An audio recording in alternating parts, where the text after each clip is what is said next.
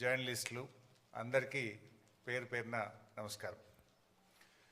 ముఖ్యంగా కేటీఆర్ గారు ఈ విషయాలు ప్రజల్లోకి వెళ్ళాలి, తప్పకుండా మన బీఆర్ఎస్ పార్టీ తరఫున మీడియాకు వెళ్తున్నటువంటి మిత్రులకు కానీ శాసనసభ్యులకు కానీ ఈ కాంగ్రెస్ చేస్తున్న దుష్ప్రచారాన్ని చెప్పాల్సినటువంటిది అవసరం చాలా ఉంది అని గత కొద్ది రోజులుగా వారు 2-3 సార్లు నాతో మాట్లాడడం జరిగింది. ఎందుకంటే కాంగ్రెస్ కూర్చోబెట్టండి బాబు, జర్నలిస్టులకు వచ్చిండ్రు, వాళ్ళని కూర్చోబెట్టి మీరు ఇట్లా నువ్వు లేవు బిడ్డ.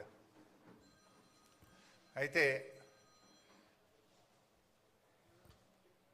ఈరోజు మేము చెప్పేవన్నీ కూడా 100% వాస్తవాలు, ఆధారాలతోని, డాక్యుమెంట్లతోని ఈరోజు మీకు వివరించే ప్రయత్నం చేస్తున్నాం. ఏది రాజకీయ ఉపన్యాసం కానే కాదు, ఏ ఒక్కటి కూడా అవాస్తవాలు చెప్పడమో కాంగ్రెస్ నాయకుల్లాగా రేవంత్ రెడ్డి లాగా బట్టగాల్చి మీదేసే ప్రయత్నమో మేము చేయలేదు. ఎందుకంటే కేసీఆర్ గారు మా అందరికీ నేర్పింది ఒకటే, ఎన్నో త్యాగాలతోని పోరాటాలతోని తెలంగాణ సాధించాం. మనకు రాజకీయాల కంటే కూడా రాష్ట్రం ముఖ్యం, రాష్ట్ర ప్రజల ప్రయోజనాలు ముఖ్యం. అధికారంలో ఉన్న ప్రతిపక్షంలో ఉన్న రాష్ట్ర ప్రయోజనాల కోసమే పనిచేయాలనేదే కేసీఆర్ గారు ఎప్పుడు కూడా మాకు చెప్తూ ఉంటారు. అందువల్ల ఈరోజు కూడా ఒక బాధ్యతాయుతమైనటువంటి ప్రతిపక్షంగా ఈ కాళేశ్వరం ప్రాజెక్ట్ మీద, కాళేశ్వరం అనేది definitely it is a life line to the state of Telangana. ఇది ఒక జీవధార. ఈరోజు ఈ కాళేశ్వరం మీద కేవలం రాజకీయాల కోసం కాంగ్రెస్ పార్టీ దుష్ప్రచారం చేయడం కోసం, బురద జల్లడం కోసం, రాజకీయ లబ్ధి పొందడం కోసం ఈ ప్రాజెక్టును మరమ్మతు చేయకుండా తాత్సారం చేసే ప్రయత్నం చేస్తుంది. అంటే రాష్ట్ర ప్రయోజనాల కంటే రాజకీయ ప్రయోజనాల మీదనే కాంగ్రెస్ పార్టీ ఎక్కువ దృష్టి పెడుతూ బురద జల్లే ప్రయత్నం చేస్తుంది. అందువల్ల ఈ ప్రజెంటేషన్లో చాలా వివరంగా మీకు చెప్పే ప్రయత్నం చేస్తాం. అందరికీ సాఫ్ట్ కాపీసు, హార్డ్ కాపీస్ కూడా పంపిస్తున్నాం. ఒకటేమో ఈ బ్రీఫ్ ప్రజెంటేషన్, ఒకటి పీపీటీ మీ అందరికీ షేర్ చేశాం. రెండవది కాళేశ్వరం ప్రాజెక్టు మీద వాస్తవాలు, అంటే వక్రీకరణలు, వాస్తవాలు, వివరాలన్నీ కూడా మీకు అందిస్తూ ఉన్నాం. ఈ 2 బుక్స్ కూడా మీ అందరికీ ఇచ్చాం, దయచేసి చదవండి. మీరు ప్రజెంటేషన్ అయిన తర్వాత ఇంకేమైనా డౌట్స్ ఉంటే కూడా ఐ విల్ క్లారిఫై. మీ అందరికీ ఒక నోట్బుక్, పెన్ను కూడా ఇచ్చాం, నోట్ చేసుకోండి. లాస్ట్లో I will answer all your questions and doubts. Please. నేను కూడా ఈరోజు రాజకీయ విమర్శలు చేయట్లేదు, ఓన్లీ వాస్తవాలు చెప్పే ప్రయత్నమే చేస్తున్నా. పొలిటికల్గా చాలా వేదికలు ఉన్నాయి, మాట్లాడతాం, కానీ today I will try to explain the brief facts on Kaleshwaram.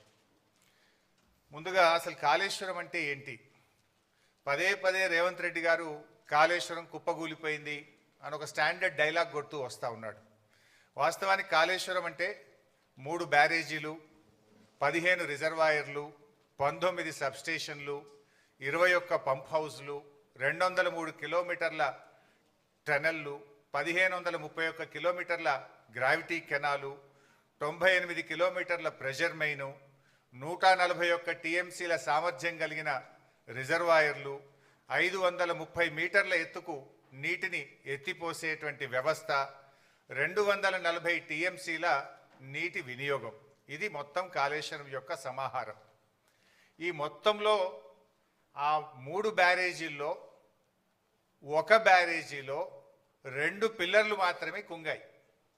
అంటే మీకు 15 రిజర్వాయర్లు ఇంటాక్ట్ ఉన్నాయి, 19 సబ్స్టేషన్లు ఇంటాక్ట్ ఉన్నాయి, 21 పంప్ హౌస్లు ఇంటాక్ట్ ఉన్నాయి, 203 కిలోమీటర్ల టనల్ ఇంటాక్ట్ ఉంది, 1531 కిలోమీటర్ల గ్రావిటీ కెనాల్ ఇంటాక్ట్ ఉంది, 98 కిలోమీటర్ల ప్రెషర్ మెయిన్ ఇంటాక్ట్ ఉంది, 141 టీఎంసీల రిజర్వాయర్లు ఇంటాక్ట్ ఉన్నాయి, ఈ లిఫ్ట్ సిస్టమ్ ఇంటాక్ట్ ఉన్నది. ఆ 3 బ్యారేజీల్లో ఒక బ్యారేజ్ మేడిగడ్డ, దాంట్లో 85 పియర్స్ ఉన్నాయి. రెండవ బ్యారేజ్ సుందిల్లా, అందులో 74 పియర్స్ ఉంటాయి. మూడవ బ్యారేజ్ అన్నారం, అందులో 64 పియర్స్ ఉన్నాయి. సో అన్నారంలో ఉన్న 64 పియర్సు బ్యారేజ్ ఇంటాక్ట్, సుందిల్లలో ఉన్న 74 పియర్సు బ్యారేజు ఇంటాక్ట్. మేడిగడ్డ బ్యారేజీలో 85 పియర్స్లో 2 పియర్స్ మాత్రమే కుంగినాయి.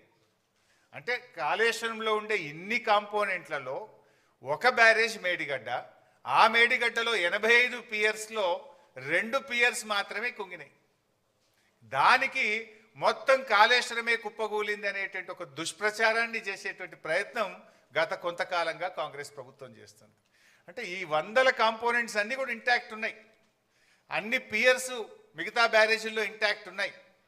అండ్ కాళేశ్వరంలో బ్లాక్ వైజ్ కట్టాం మనం. జనరల్గా ఏదైనా ఒక బ్రిడ్జ్ కానీ ఏదైనా ఉంటే ఒక పియర్ పోతే మొత్తం బ్రిడ్జ్ పోవాల్సి వస్తుంది. కానీ ఇలా మేడిగడ్డలో దేర్ ఆర్ 7 బ్లాక్స్. సో ఒక్కొక్క బ్లాక్లో కొన్ని పియర్స్ ఉంటాయి, ఓవరాల్గా 85 పియర్స్ ఉన్నాయి. ఏదైనా రిస్టోరేజ్ చేయాలంటే ఒక బ్లాక్ను రిస్టోర్ చేస్తే మొత్తం బ్యారేజ్ ఇంటాక్ట్ ఉంటుంది. ఈ విషయం నేను చెప్పడం లేదు, ఎన్డీఎస్ఏ రిపోర్ట్లో కూడా చెప్పారు. అది కూడా నేను ముందు మీకు చూపించేస్తాను. సో నెక్స్ట్, అయితే ఈ మధ్యకాలంలో మీరు చూస్తే ఇది మొత్తం కాళేశ్వరం యొక్క సమగ్ర స్వరూపం.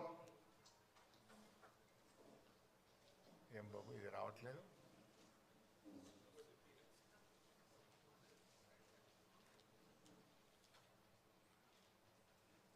ఇది వస్తుందా బాబు? సో మీరు గమనిస్తే